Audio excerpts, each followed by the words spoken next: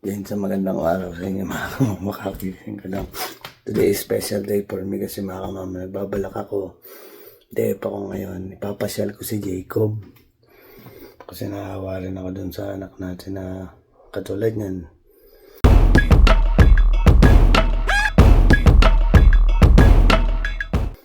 Gusto kami sa Canada si Mrs. May trabaho ako panghapon. So automatic inalaga ako si Jacob sa umaga. Yan sa akin si Mrs. Nahawa naman ako dun sa anak na ang nalagita na nagkaroon ako. Pag umaga sa bala ko. Hindi pa ako gusto ko pasayahin yung baby natin. Ilalabas ko. I-date ko siya. So ngayon, mag-aalis na ako. Nagama na ako. Dahil pupunta kami mag-guest ko sa school na paano kung yung grade sa akin sa school. Kasi wala si mami niya. So pagkatapos na ipapashare ko kahit paano sa mall yung bata. Patakbo-takboin ko. Kaya ako siya makapaglaro ko sa akin. Makita tayo baka laro-laro lang siya. Pakainin ko siya ng dito. Kung ano man meron akong Tim Hortons sa McDonald's, bili ko siya ng nuggets doon. Papa-enjoy ko sa kanya yung umagang ito mga kamama para kahit paano matanggal sa dibdib ko yung nararamdaman ko, nalulungkot ako doon sa bata kasi nakikita na lang niya si Miss Rachel ako tsaka yung mga alaga niya. So ay mga kamama, samahan niyo ako sa adventure o yung kaligayahan ibibigay natin, munting kaligayahan na ibibigay natin dun sa bata kahit pa paano maging masaya siya ngayong araw na to. Let's go! Lalaglaga na talaga yung mga dahon ngayon. Dami nating linisin lalo sa backyard ngayon. Linis tayo mamaya. Pero maganda yung panahon ngayon mga mama, medyo mainis kaya ito yung pinakamagandang pagkakataon para mailabas natin si Jacob.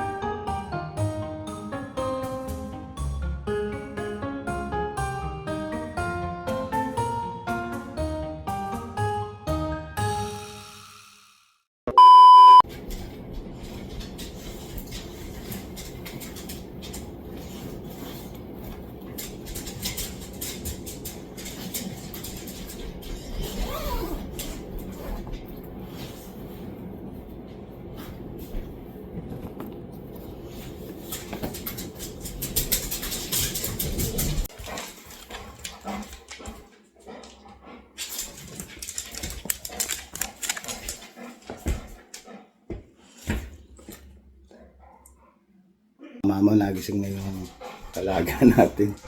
Parang mag-enjoy naman yung kawawa naman yung baby ko. Parang excited ba ikaw? Excited ikaw? Kaya ko siya magtatakbo-takbo sa mamaya para pag uwi namin ng tanghali dito, mapagod siya. Ilang gusto ko lang, makita ko lang na masaya siya takbo ng takbo. Maligaya na si kamamaw.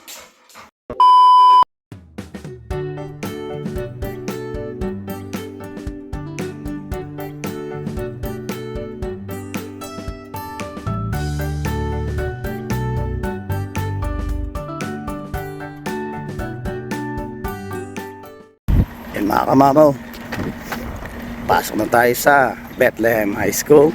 Actually, na-late na kami mga kamamaw. Late kami ng mga 10 minutes siguro. Ay na, pasok na may lables. So mga kamamaw, tapos na kami. Kasi ako yung walang pasok kaya sinama ko sa Desano.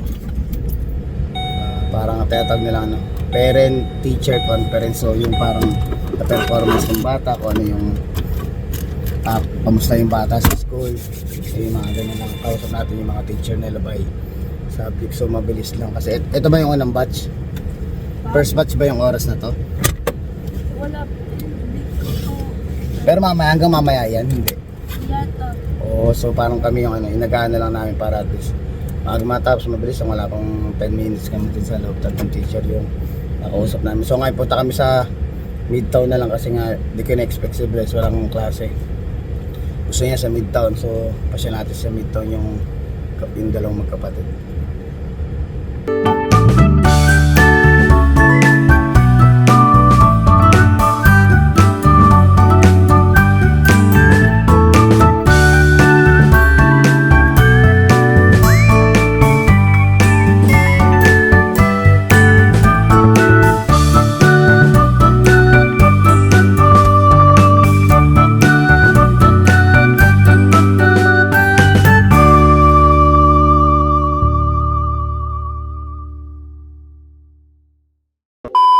Gumaiti ko pala yung gift card na bigay sa akin nung sa Co-op dati. Mag-iisang taon na, di ko nagagamit, di ko alam kung magkano naman. Check ko muna dito sa ano. Sayang kasi kung di ko gamitin. Yeah, regular, yeah. Hindi ko gamitin sa gift card. Ay mga kamama, $20 yung laman ng ano, ng card. Sayang, di ba? Sobrang tagal natin hindi gamit. Binigay na nga lang sa akin ni Mrs. Dapat ipang grocery sa Co-op yun eh. Sayang kahit paano nakalibre tayo ng $20 gasoline. Dito na kami sa Midtown. Medyo maganda lang kuha namin parking. Lapit sa ano. Dito sa bibintana. Ay nako. Ganun pa naman mga kamama. Oh. Yung mga American police natin parang gusto sumama sa akin kanina kaso nga lang syempre Jacob Day muna ngayon.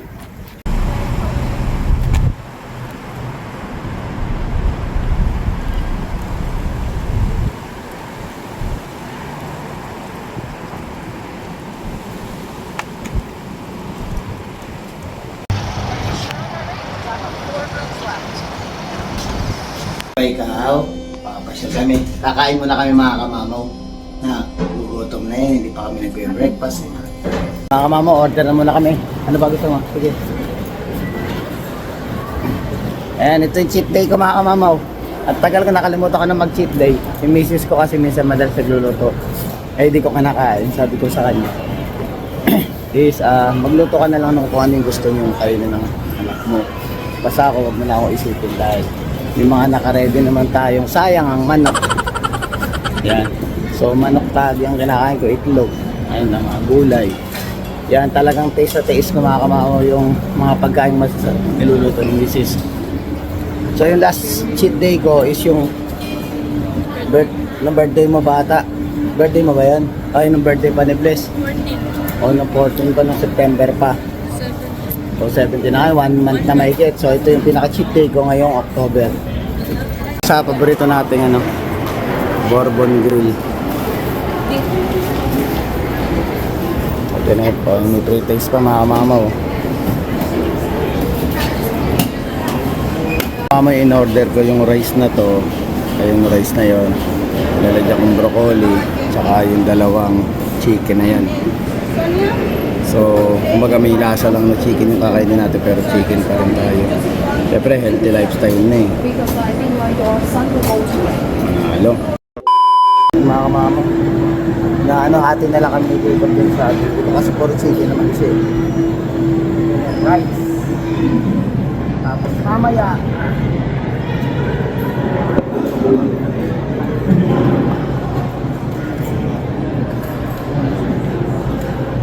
Papakainin ko muna siya mga kamamo kasi di ba kami kumakain ng baby ko eh. Tapos papatakbayin ko siya dyan, papatakbayin hanggang sa mapagod siya. Awa yung bata na ito. Alam mo yung pakaram ng mga kamamo na pagising niya, doon lang kami sa sala. Doon lang kami sa sala at kami ay nagkukwentuhan lang, laro-laro lang. Alam mo yung parang walang bago sa sistema niya araw-araw. Nakakaboring yung mga kamama. High five.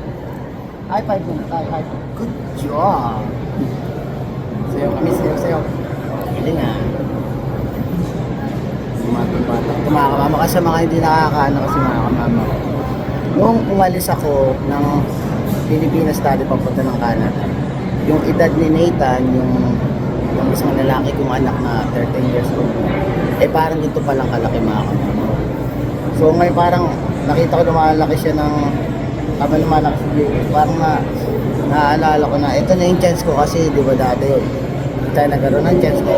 Trabaho nga tayo dito sa Canada. Naiwanan ko yung dalawang anak ko, si Julian tsaka si Nathan. Is parang sabi ko ito yung chance ko para dito sa bata naman ito. Kung magagawin nila sa atin ng Panginoon na magkaroon tayo ng panibagong baby.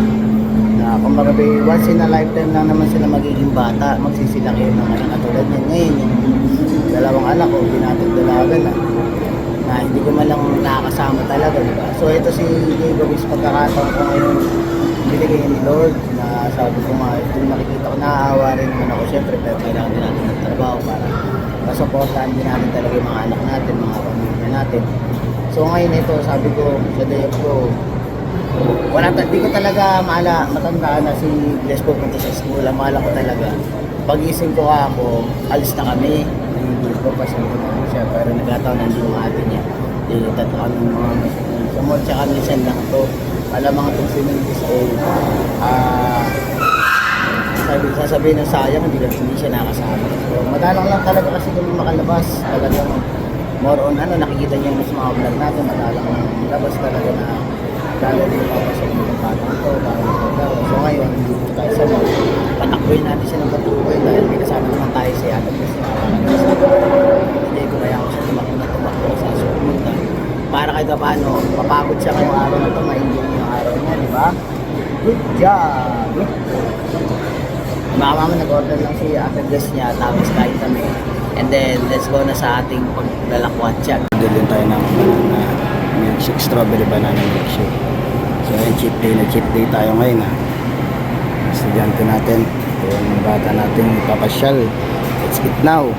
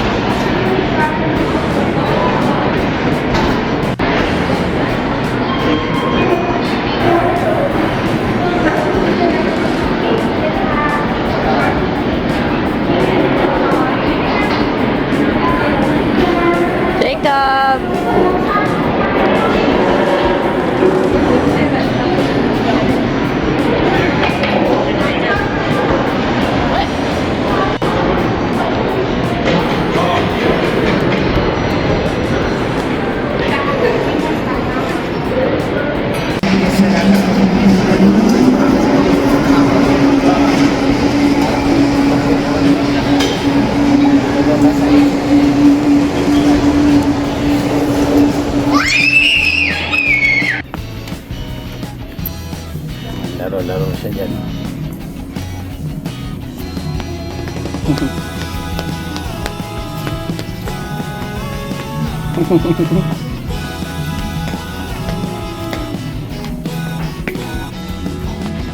What's that? The Grinch? The Grinch?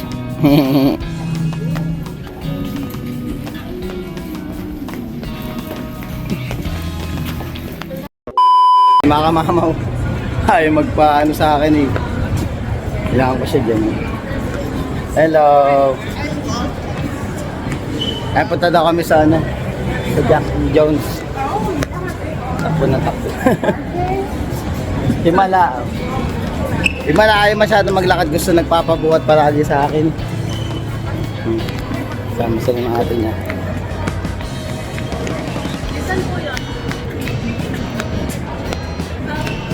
Lagi nakasunod. Kasi gusto niya buhatin ko. Sabi ko alam, dati ayaw magpabuhat ngayon eh. Saan papunta? Pahabulan kami dalawang magtatay. Sana.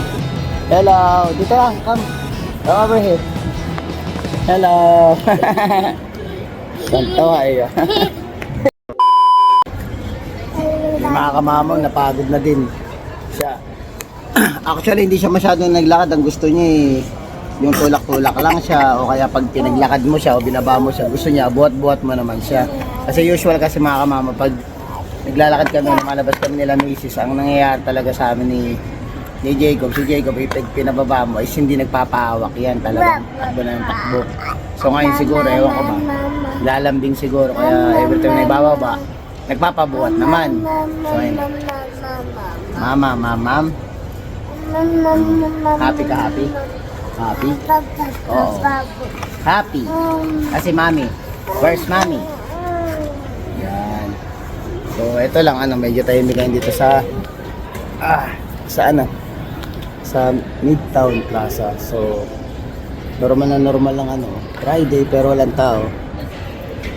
Ganda ng mall. Yan ang mga mall na kasi usual sa Pilipinas, di ba, pag pumunta ka sa mall sa Pilipinas, ang daming tao. Ngayon, konti dito, konti lang, madalang mo ng mga Pero usually, may pasok kasi mga bata ngayong araw natin sa mamayang hapon siguro, or else tomorrow, Saturday and Sunday siguro yung pinaka-peak hour ng mall. Sa ngayon, wala. Pero syempre, happy kami ni Jacob ngayon dahil kahit pa paano, nakalabas kami ng hawla.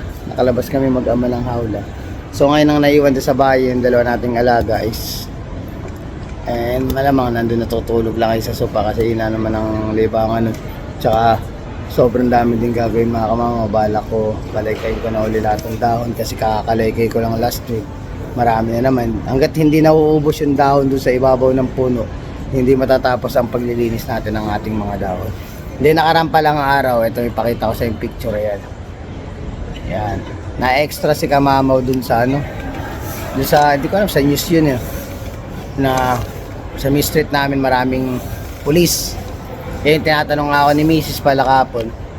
Sabi sa akin, ano nangyari dyan? Sabi ko, anong oras pa nangyari? Mga around 11 o'clock. 11:30 na kami bumangon ni Jacob sa ibabaw ng kama. Sa kwarto, lumabas kami sa kwarto. 11:30 na 11 o'clock nangyari yung insidente. Hindi ko na rin alam, hindi ko pa natatanong kay sa kapitbahay ko kung ano ba yung nangyari kasi nakita niyo naman sa picture, ang daming polis. Tapos na-extra pa ako doon, sakto-sakto. Hindi mo makakalain sa sakyan ko, may Kamamaw doon sa ibabaw. So, ayun, na-extra doon sa may balita, na front page pa yung sasakyan ko. Pero sana naman walang nangyaring masama doon sa sa banda namin. Kaso nga lang kasi talaga yung street namin na yan, o yung lugar namin na yan dito sa Scotland, yung mga medyo, alam mo na medyo delikado talaga kaya dapat ingat.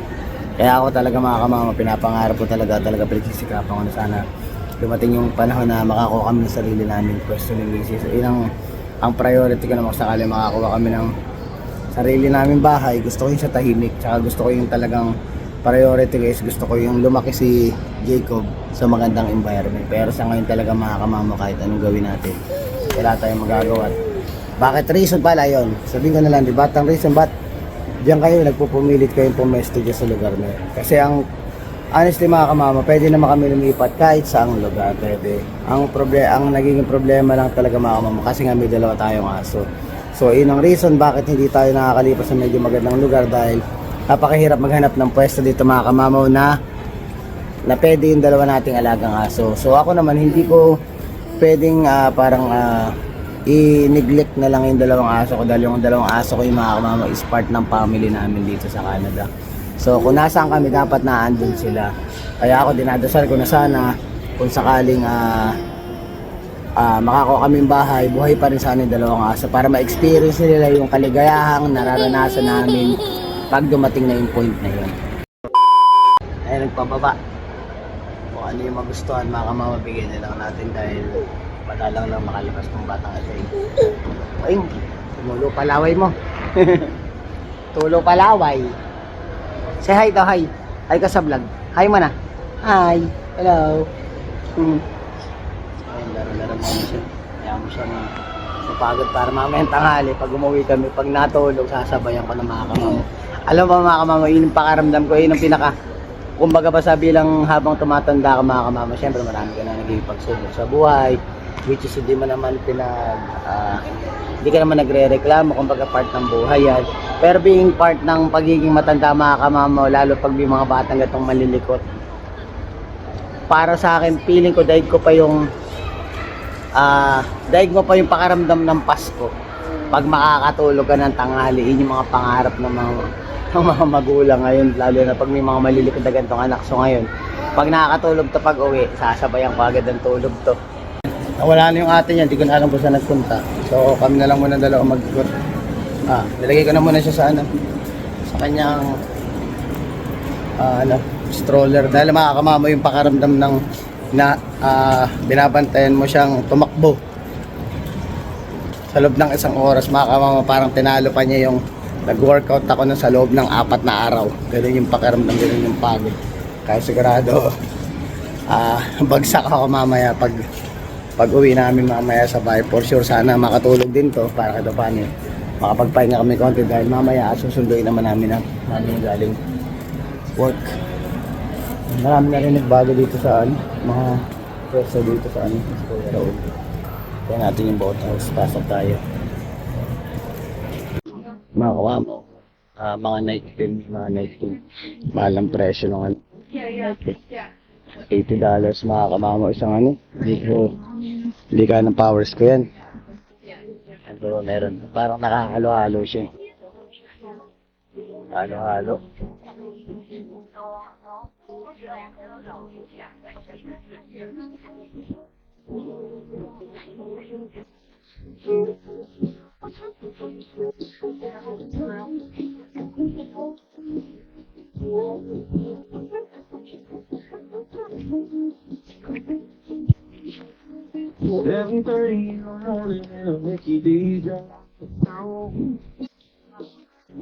Soon there's only coffee and a little bit on.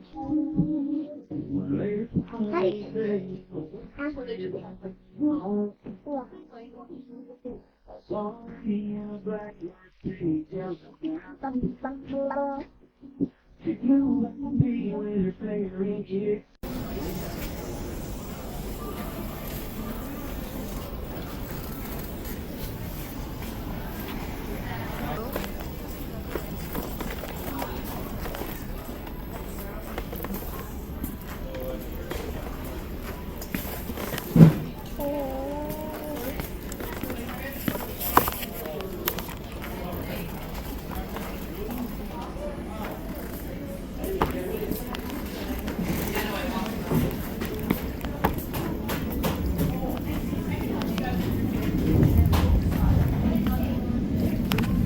Yan mga kamamo, dito kami sa sports check. Mukhang malilibre pa ako nung isa yun. Mukhang malilibre pa ako nung isa. Kumuha daw ako eh. Yan, siguro may sinama kasi natin siya eh. Ngayon kasi may trabaho na siya. Ay, binili ako ng sando tsaka short na alam mo na may mga gusto natin mga press kung ano lang. Kayaan ko na lang siya. Kaya niya. Kaya mga kamam, nalibre pa ako ng sports check. Wala sa plano ko yan mga kamam, pero syempre napaswerte pa tayo, nagiging tayo ng bata. Eh, ininsist na niya siya magbayad, sabi ko kasi hati kami. Dahil syempre pera niya isa kanya yan, gusto ko magagamit niya kung kailangan niya sa school para at least ng malaking bagay na hindi na kami nakapagbigay ni Mrs. siya na mismo yung mga sa sarili niya, pero sabi ko sa kanya kung pagsabayin yung pag-aaral at trabaho, kung hindi mo kaya yung trabaho na andyan lang ngayon, basta mahalaga unahin mo yung pag-aaral mo. Kaya mga kamamaw, at uuwi na kami at ako'y napagod na. Iba pa rin yung pagod talaga mga kamamaw pag kami ni Jacob nagtakbuhan na. Alam mo naman si kamamaw, mahina si kamamaw, para tumatanda na rin eh. Pero iba din siguro talaga mga kamamaw pag bata talaga, nahabol mo, nakaka-drain. So kahit pa paano, masaya ako dahil naipasyal ko yung bata kaysa katapos yung araw na ito na nandun lang kami sa loob ng bahay. So kahit paano naka-enjoy siya, nakapunta siya ng mall, naka siya ng sariwang hangin. Yan, di ba mga kamao, di ba? O isipin ng mga kamao, di ba yung buhay namin dito sa Canada, i-compare mo sa Pilipinas, mas masarap sa Pilipinas, mas masaya dahil paglabas mo, ang dami mo makakausap, ang dami mo. Parang yung oras mo, ang tagal sa sobrang dami mong pwedeng gawin dito sa amin dito sa Skato, parang ang bilis. Kanina lang, lumabas kami. Pero patatandaan ko lahat ng mga ginawa ko ngayong araw na to. Parang konti lang pero napakabilis ng oras. Yun ang pinagkaiba natin. Kung nasa Pilipinas ka, sulit na makakamama. So hopefully sana palang araw makauwi din tayo ng Pilipinas at makapag-enjoy at makapag-relax naman tayo mga kamamos ko. Maraming salamat mga kamamos sa inyong panonood. Sana nagustuhan niyo itong vlog. Please don't forget to like, share, subscribe, and hit the notification bell for more updates of my video. See you mga kamamaw.